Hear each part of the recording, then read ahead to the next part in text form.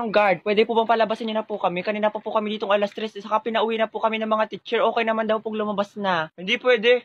Hindi pa time eh. Anong oras pa lang? Bingi ka ba, Manong Guard? Kakasabi ko lang, ang pinayagan na kaming umuwi, nanggigigil ako sa'yo. Bakit? Yung teacher mo bang nagbubukas ng gate dito? Hindi naman, di ba?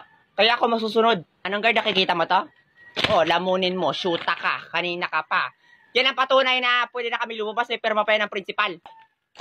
Anong pakialam ko dyan? Ay, totoo ba yan? Hindi. Imagination mo lang yan, Manong Guard. Ako talaga nanggigigil na ako sa iyo. Gusto mo bang tanggalan kita ng ngipin? Sige, subukan mo. Ba't sinusubukan talaga ako itong gurang na ito? Huwag mo nang patulan. Kayo mga bata kayo, napakawalang galang ninyo, napakawala ninyong modo. Bakit ganyan kayo makapagsalita? Siyempre, may bibig kami. Ay, paano ba dapat magsalita? Nakasplit? Nakabalod? Nakatuwad?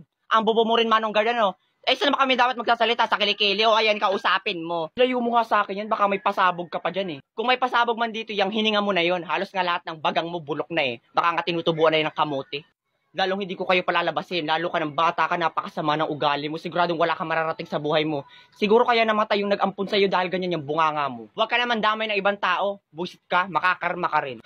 Hindi ako naniniwala sa karma. Manong Guard, palabasin mo na sila. Sige po, ma'am. O, lumabas na kayo, mga buisit kayo. Buisit na guard niya, sakit sa ulo. Beep, beep! Oh my God, hala! Hala, nadagasan si Manong Jeric! Hala, totoo? Hala, kawawa naman. R.I.P. that Jeric. May buhay pa daw. Ay, sayang naman.